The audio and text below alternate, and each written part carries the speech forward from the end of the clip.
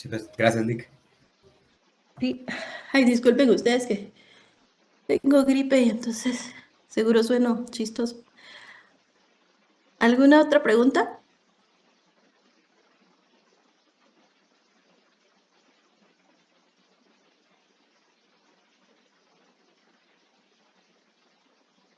¿No? Ok. Bueno, entonces, como resultado de todo esto que está pasando y a largo plazo, ¿verdad? Se empiezan y de hecho una de las respuestas que ya vamos a ver del sistema eh, de defensa contra el estrés es la producción de lo que se llama radicales libres, ¿sí? Hay una fase que se llama explosión respiratoria, donde se produce oxígeno y donde se producen radicales libres de hidrógeno, ¿sí? Iones de hidronio. Estos se producen porque son oxidantes y ese es su objetivo. Si hay algún material extraño, si hay células dañadas, hay que oxidarlas, hay que destruirlas. El cuerpo naturalmente tiene mecanismos de autorreparación, ¿verdad? Porque hay células que se dañan por el trabajo, por la exposición a elementos del ambiente, medicamentos, el clima, etc. Entonces se van produciendo algunas células que están dañadas, se van adquiriendo algunos elementos que son tóxicos y el cuerpo entonces empieza a producir estos radicales libres para oxidarlo y deshacerse de ellos. Pero tiene mecanismos para contener la cantidad de radicales libres que se producen, de forma que no dañen células sanas, ¿verdad? Sin embargo, cuando hay mucho estrés, ¿sí? O cuando un órgano en particular se está demandando mucho trabajo de él, especialmente del hígado, que una de sus principales funciones es la detoxificación, ¿verdad? De materiales extraños que son ingeridos. Entonces, el mecanismo de acción es la oxidación a nivel del hígado. Entonces va a producir radicales libres. Pero si es continua, ¿verdad? Esos radicales libres se empiezan a acumular, se empiezan a producir y no se pueden inactivar a la misma velocidad que se producen, ¿sí? Eso entonces desencadena un proceso que se llama estrés oxidativo, ¿verdad? Donde hay muchos radicales libres como respuesta de este acelerado metabolismo energético o porque el cuerpo ha estado produciéndolos, porque hay algún elemento tóxico o extraño. Y entonces esos radicales libres se empiezan a acumular en el cuerpo. Entonces, literalmente con la edad nos oxidamos, ¿verdad? Porque empezamos a acumular estos radicales libres. Existen naturalmente compuestos que son antioxidantes, como algunas vitaminas, ¿verdad? Como la vitamina C, la vitamina E, el zinc y el selenio. Que en una dieta natural, en una dieta completa, los organismos los ingieren, ¿verdad? Todos deberíamos de ingerir. Y entonces esos contribuyen, además de los mecanismos naturales de eliminación de estos radicales libres. Pero si hay una alta concentración de radicales libres y no se tiene a disposición suficientes elementos antioxidantes, esos van a tener efectos importantes, ¿verdad?, sobre los órganos del cuerpo, los riñones y el hígado. Por eso es que a largo plazo, donde nosotros, un animal que ha estado estresado continuamente, crónicamente, allí es donde vemos los efectos, en el hígado y en el riñón, ¿de acuerdo? Los peces, todos los animales, tenemos la capacidad de producir unos compuestos que se llaman HSPs en inglés. Son proteínas de choque de calor, Heat Shock Proteins. Estas proteínas se producen también como compuestos antioxidantes para evitar que esos radicales libres que se produjeron, ya sea por estrés por calor, por la presencia de compuestos contaminantes orgánicos, de metales pesados, de materiales producidos por el hombre o pesticidas, ¿verdad?, induzcan a este metabolismo de estrés oxidativo. Pero eso, digamos que esa sería la fase de agotamiento fisiológico por el estrés. Y eso pues es malo. Dígame, Guillermo. Solo, disculpe, ¿podría repetir eso de HSP, HIT? No sé qué, ¿eso qué hace? es como que contrarresta a los radicales libres. No, no es que lo contrarreste. Ahorita lo voy a escribir en el chat. Se llaman heat shock proteins. Son proteínas de golpe de calor. Y no, efectivamente son proteínas muy cortas. Son nucleótidos pequeños que se fijan, no se fijan, ¿cómo se llama? Se, que se pegan, pero ¿cómo se llama pegar en química ustedes? Es que mi cerebro está embotado hoy. Que reaccionan químicamente con los compuestos oxidantes. Eso es lo que hacen. Entonces, se llaman proteínas de golpe de calor, pero hay algunas, por ejemplo, que se producen para evitar la congelación. Han visto que hay peces que viven en temperaturas bajo cero, ¿verdad? ¿Cómo es que no se congela la sangre? Entonces producen unas proteínas de la misma familia, ¿verdad? Que se fijan a las proteínas y a los compuestos biológicos del cuerpo para evitar que se formen cristales de hielo. En otros casos funcionan así como los antioxidantes, por eso cambié de diapositiva. Digamos que este es el radical libre, ¿verdad? Lo que los radicales libres hacen como compuestos oxidantes es que toman electrones de las células libres, de las células saludables, ¿verdad? Ese es su trabajo. Entonces, lo que los antioxidantes hacen es que funcionan como donadores de electrones para inactivar estos radicales libres. Las proteínas de las heat shock proteins funcionan en algunos casos como estas, ¿verdad? Para inactivar radicales libres o como dije, se llamaba combinar en química ustedes. O se, Reaccionan. sí, reaccionan, gracias. O reaccionan con los compuestos tóxicos que están allí para inactivar su acción tóxica. Así es como funcionan las proteínas de choque de calor. Entonces hay diferentes.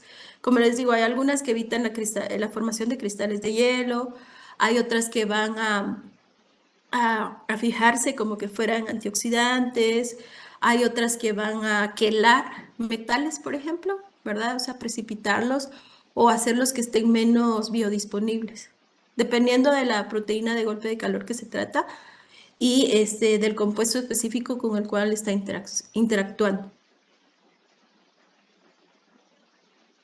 ¿Estamos bien? Ok. Adelante, Lindsay. En este caso, pues los radicales libres solo pueden ser neutralizados, pero no pueden ser eliminados, ¿o sí? Aquí es donde viene el bicarbonato. El bicarbonato en solución, ¿sí? Libera. O sea, recuérdense que cuando una sal está en solución, se ioniza. ¿Ah? Entonces, uno de los iones del bicarbonato puede interactuar con los iones hidróneo que están libres y forma agua, ¿sí? Y al formar agua, esa agua sí tiene el cuerpo mecanismos para eliminarla. Entonces, dependiendo del compuesto de que se trate. En algunos casos se pueden formar compuestos que sí se pueden eliminar, ya sea a través de los riñones o del hígado. Pero en otros casos, por ejemplo, cuando son metales pesados, ¿verdad? Lo podría sí de alguna forma quelar o precipitar, pero como ese compuesto no tiene ninguna función para el cuerpo, puede quedarse allí almacenado y eventualmente alcanzar una concentración tan alta que causa un daño en el tejido, ¿verdad? O podría causar, por ejemplo, depósitos renales, como por ejemplo los cálculos renales. Podría ser, por ejemplo, la siderofia, que es cuando se deposita hierro en el hígado, dependiendo del compuesto de que se trate, ¿verdad? Y mientras más diferentes son a los compuestos naturales, las moléculas sintéticas muy complejas, ¿verdad? El cuerpo no las puede realmente ni, ni metabolizar ni desactivar. Entonces lo que podría hacer es eventualmente concentrarlas, ¿verdad? Ir tratando de concentrarlas y tratando de ir como encapsulándolas.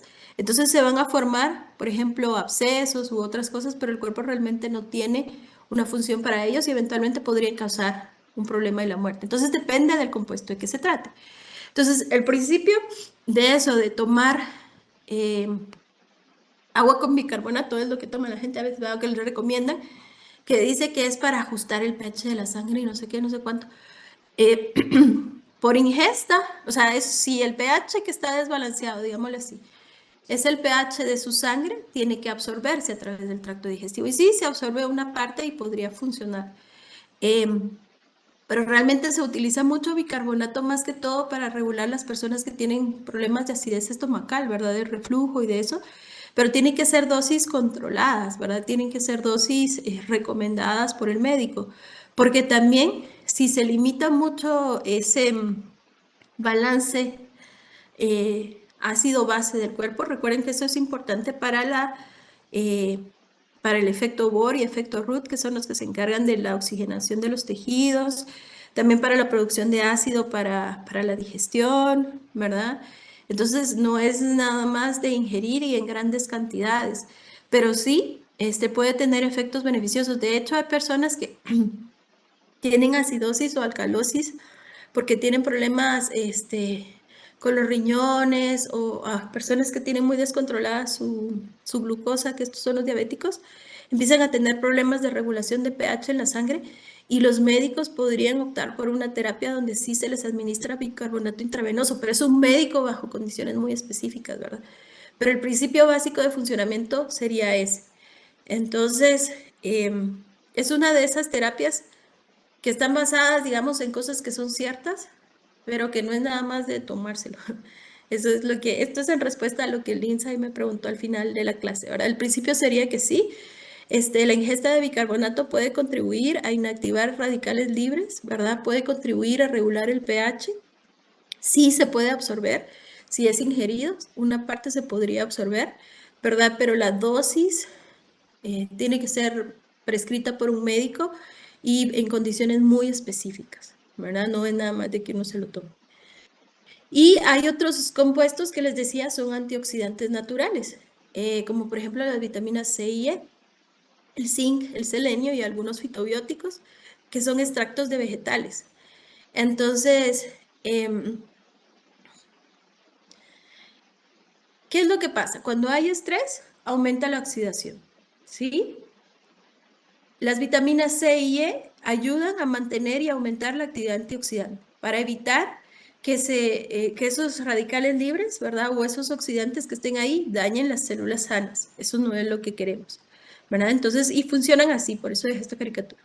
Además, la vitamina C tiene efectos inmunoestimulantes, o sea, sí es una vitamina cuyas funciones están relacionadas con la respuesta inmune, especialmente con el sanar heridas. Y la vitamina E tiene efectos en disminuir el cortisol y glucosa en plasma después del estrés. Si hay una alta concentración de plasma en circulación, ¿verdad? El cuerpo se puede volver glucosa tolerante y empieza a perder la capacidad de regular la glucosa en circulación. En terrestres superiores, eso eventualmente podría traducirse en una diabetes, ¿verdad? Que sabemos que tiene consecuencias importantes en todos los órganos y sentidos a largo plazo. Los peces, su sistema de regulación de la glucosa en circulación también está relacionado con la presencia de cortisol y con el estrés, ¿verdad? Pero no es exactamente igual en animales superiores. Entonces, los libros más antiguos decían que los peces son como animales terrestres diabéticos, pero eso no es cierto. Sí tienen un mecanismo de regulación de la glucosa en circulación, tienen, ¿cómo se llama la hormona que regula la glucosa ustedes? La glucagón es la otra, pero esta es la insulina y glucagón, ¿ok? Sí producen ambas, ¿verdad? Pero no tienen un páncreas, bueno, entonces el mecanismo es el mismo, pero funciona un poco diferente porque no tenemos los mismos órganos, tenemos las mismas células, pero distribuidas de forma distinta, ¿ok? Entonces, lo importante es de entender que el estrés, ¿de acuerdo? Puede tener consecuencias a largo plazo. Y puede tener consecuencias a largo plazo porque desencadena una serie de reacciones fisiológicas que tienen como objetivo que el animal alcance nuevamente el equilibrio fisiológico.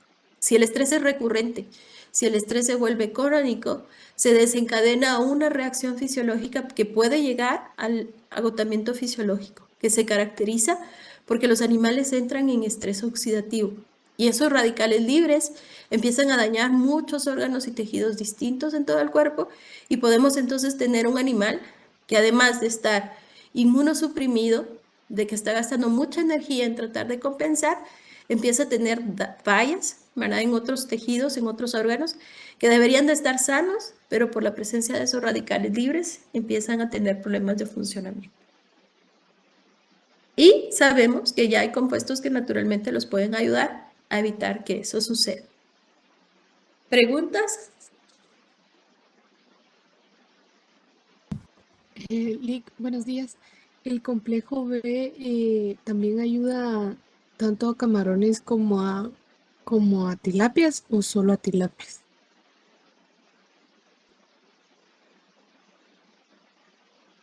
Buena pregunta. ¿Sabe cómo funciona el complejo B?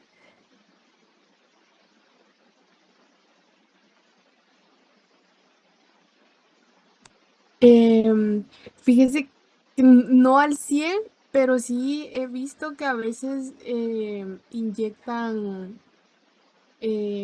no directamente a las tilapias, sino he visto que al agua, pero no entiendo por qué. Y si también funciona con camarones. Yo el agua nunca lo he visto, pero el complejo B, en general, es para el sistema nervioso, ¿sí? Entonces, por ejemplo, ¿por qué es importante el sistema nervioso? Porque al final el sistema nervioso, especialmente el sistema nervioso central, regula todo. Entonces, si se fortalece el sistema nervioso, para que las respuestas sean coordinadas y no sean extremas, ¿verdad? Que la respuesta sea modulada, eso es importante en la respuesta del estrés. Ahora, a nivel de animales acuáticos, se utiliza, el complejo B es importante para la oncogenia y desarrollo del sistema nervioso. Yo nunca lo he visto que lo administren para tratamiento de estrés. En peces nunca lo he visto. Y y no se absorbe del agua. Entonces, no creo que si se pone en el agua funcione. Tendría que ser administrado vía oral o por inyección. Pero es una buena pregunta. Yo sé que en animales superiores funciona porque regula la respuesta del sistema nervioso. Pero en peces nunca lo he visto. Tengo que preguntar. Si usted lo ha visto, me cuenta por dónde puedo leer sobre eso, porque nunca he visto que he visto que se lo dan a peces para mejorar la respuesta de la reproducción. Eso sí, pero, y como suplemento nutricional, pero para estrés, no. Y no sé si alguien sabe algo de eso. Alguno de los que está aquí.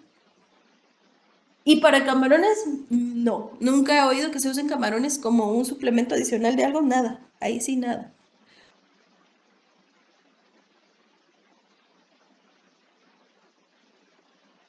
Ok, Así que, gracias. Lick, estoy apuntando para preguntar. Lick, una pregunta. ¿Ah? Este complejo B, ¿cómo es que reacciona en el cuerpo? O sea, ¿qué estimula la producción de alguna hormona? ¿Qué es lo que hace? O sea, ya cuando entra. Depende de cuál, porque complejo B son todas las vitaminas B, B1, B6, B12. Entonces, recuérdense que las vitaminas pueden funcionar como coenzimas en algunos casos, pueden funcionar, entran a formar parte de rutas metabólicas específicas. Entonces, muchas de ellas están, del complejo B específicamente, están relacionadas con la reproducción de las neuronas, con el revestimiento de mielina que tienen las neuronas, ¿verdad? Con la síntesis de la mielina. También ayudan para que sea eficiente ese sistema, tiene que haber unas neuroconexiones, ¿no? Esto es ahí y para la producción de neurotransmisores. Así es como funciona la B. Ahora depende de cuál específicamente, ¿verdad? Entra en diferentes momentos. Entonces, por eso sé cómo funcionan para el sistema nervioso. Y entonces, si eso está más eficiente, si la mielina está funcionando bien, las conexiones nerviosas son eficientes, la comunicación está físicamente está bien desarrollada y es funcional, Entonces el mecanismo en general es más eficiente. Pero solo lo sé para el sistema nervioso, ¿verdad? Entonces, como el sistema nervioso es uno de los elementos que forman parte de la respuesta al estrés, entonces esa es la conexión. Pero más allá de eso, no lo sé. Tengo que averiguar. Voy a preguntar porque realmente no lo sé. Entonces Todo el vamos a ver. sis- Esto del sistema nervioso estamos hablando que es el B12, el que venden normalmente en las farmacias. B12 es una de las vitaminas del complejo B. Ajá. Ajá. Esa es la del sistema nervioso. No, todo el complejo B. Ah, ok, ok, ok. Ajá, solo que en diferentes, no sé si puede decir puntos, ¿va? Pero en diferentes funciones dentro del sistema nervioso. Recuérdense que el sistema nervioso tiene dos grandes componentes, sistema nervioso central, sistema nervioso periférico. El sistema nervioso central en animales superiores, el cerebro y médula espinal. El sistema nervioso periférico, los órganos de los sentidos y todo lo que inerva todo el resto del cuerpo. En animales menos complejos, como los camarones, tenemos un sistema nervioso central mucho menos desarrollado, ¿no? Tenemos un cerebro verdadero y tenemos ganglios a lo largo del cuerpo, ¿va? Aquí en cada segmento. Tenemos un condor nervioso ventral, sí, pero entonces, el sistema nervioso se encarga de coordinar todo lo que sucede en el cuerpo, ¿verdad? Coordina los órganos de los sentidos, pero también coordina, por ejemplo, toda la ay, es que mi cerebro está tan malo. Pero recuérdense que se relaciona con la musculatura para todos los movimientos, ¿ah? Los movimientos voluntarios e involuntarios. La relación que existe entre neuronas y músculos, que ahorita no me acuerdo cómo se llama, pero eso también es importante. Y entonces, eso media que todos los tejidos, o sea, todos los tejidos están inervados, pero regula el movimiento. Entonces, es diferente el mecanismo que funciona, por ejemplo, para los órganos de los sentidos, que lo que funciona para los músculos involuntarios, que lo que funciona para los músculos voluntarios, porque también esa contracción muscular está mediada por la interrelación nervios-músculo, ¿verdad? Que es de las terminaciones nerviosas que se libera el calcio, que es lo que inicia la contracción muscular.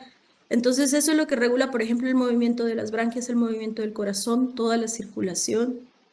Todo eso también es nervioso, o sea, inicia con estímulos nerviosos. Entonces, el funcionamiento del sistema nervioso va más allá de solamente, digamos, en animales superiores procesar los procesos cognitivos y de aprendizaje y de regulación, pero ahí está todo, realmente ahí se regula absolutamente todo. Entonces, por eso también cuando una persona está estresada, se alteran todas sus respuestas, ¿verdad? Desde su capacidad digestiva, su sistema de osmorregulación, su sistema de regulación de la temperatura, ¿va? Que unos se tienen frío, que otros empiezan a sudar, que unos se ponen rojitos. Entonces, todo está realmente interrelacionado.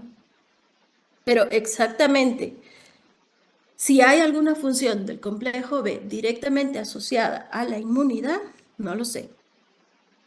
Que sea directa, ¿verdad? Que no sea a través del sistema nervioso, que eso es lo que estoy apuntando. Y la otra es con los camarones. No lo sé.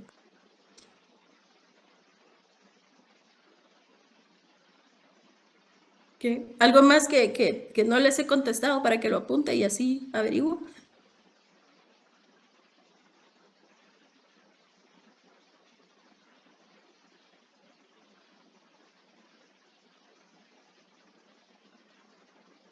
¿No? Bueno. Entonces, si ya estamos más o menos claros, vamos a hablar ahora de la respuesta al estrés en crustáceos, en camarones específicamente, que es un poco más simple en algunas cosas porque, por lo que ya he descrito, ¿verdad? Los crustáceos más complejos son los decapos. Aquí están los camarones y las langostas, por ejemplo. Pero recuérdense que las dafnias o los copépodos también son crustáceos, ¿ah? Entonces, estos son mucho más simples.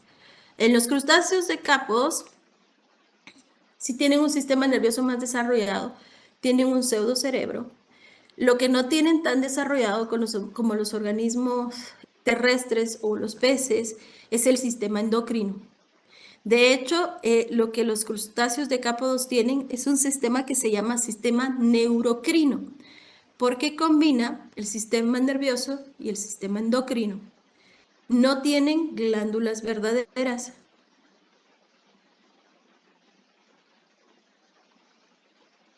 Fíjense que hasta ahorita había una pregunta que me hicieron en el chat, que si en el campo se usan vitaminas C y E. Sí, si usamos vitaminas C y E como inmunoestimulantes. Ok. Entonces lo que tienen es un sistema neurocrino, ¿verdad? Porque las únicas que se consideran como glándulas verdaderas son las gónadas, ¿verdad? Porque en las gónadas se producen hormonas que regulan la reproducción. Entonces son tejidos endocrinos. Pero además de eso no tienen otras glándulas verdaderas, sino que tienen algunos otros tejidos que producen compuestos similares a las hormonas. El conjunto de tejidos neurocrinos más importantes en crustáceos decápodos se llama glándula del seno y órgano X, que tal vez hablaron de eso, yo digo que sí hablaron de eso, cuando hablaron de la ablación ocular en crustáceos, ¿verdad? Se llama glándula del seno porque está, bueno, no solo por eso, pero está en la base del pedúnculo ocular. Entonces tienen dos, porque tienen, recuérdense que los camarones tienen dos ojos pedunculados. Ahí en la base, cerca de la base del pedúnculo ocular, se encuentra esta región donde están la glándula del seno y el órgano X. Entonces, ¿qué es lo que pasa? Empezamos nuevamente como empezamos antes, ¿verdad? Hay un estresor.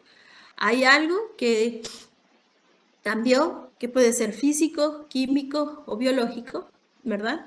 Que requiere, o sea, que es fisiológicamente diferente a la condición actual de ese camarón. Entonces, tiene el camarón que de alguna forma hacer un cambio en su fisiología para que eso no represente un riesgo a su sobrevivencia. Ese estresor es captado por el sistema nervioso central. Los camarones también tienen órganos de los sentidos, ¿verdad? Y tienen este protocerebro que se encuentra en la región anterior. Entonces, ese sistema nervioso central se activa y va a producir neurotransmisores, ¿verdad? Son compuestos químicos producidos por neuronas que desencadenan respuestas, ¿verdad? Y los compuestos que se producen son similares o los mismos que hay en animales superiores. Hay, por ejemplo, serotonina, dopamina. Esta es en superiores, es encefalina. En crustáceos es leuencefalina, metencefalina. ¿De acuerdo? Es la combinación de dos que está leutinizado y metionizado. Y también se produce un aminoácido, no es un aminoácido, es una amina que es ácido aminobutírico. Esto lo interesante no es los nombres, son los compuestos que el cerebro produce para activar estos dos tejidos, el órgano X y la glándula del seno, ¿sí? En respuesta a esta activación, la glándula del seno va a producir la hormona, varias hormonas, que tienen efectos hiperglicémicos, que van a aumentar la glucosa en circulación. ¿Por qué? Porque lo que el animal necesita es energía, energía para poder, si hay que nadar, si hay que mudar, si hay que, lo que sea que hay que hacer, ¿verdad? Si hay que, aumentar el ritmo cardíaco, aumentar la superficie de área de las branquias. Entonces, todo esto requiere energía. Esa energía tiene que provenir de las reservas que están en el hepatopáncreas, ¿verdad? Porque ahí es donde almacenan energía los crustáceos. La almacenan como reservas de lípidos, ¿verdad? Entonces tiene que activar un proceso de gluconeogénesis. Esos lípidos se tienen que transformar en glucosa y la glucosa tiene que entrar al ciclo de Krebs, ¿de acuerdo? Y también tiene que activar la circulación, la hemolinfa y los hemocitos. Los hemocitos en camarones no transportan oxígeno, ¿verdad? Son solo parte de la respuesta inmunológica. Pero si hay un estresor, ¿verdad? Si el camarón, por ejemplo, tuvo una lesión, tenemos que evitar que la hemolinfa se pierda, ¿sí? Se tiene que taponar ese agujero donde hay una lesión. Entonces hay que enviar hemocitos. Si hay un bioagresor, si hay algo extraño, si hay un radical libre, si hay lo que sea, esos hemocitos tienen que encargarse de limpiarlo. Entonces, por eso se tienen que activar los hemocitos.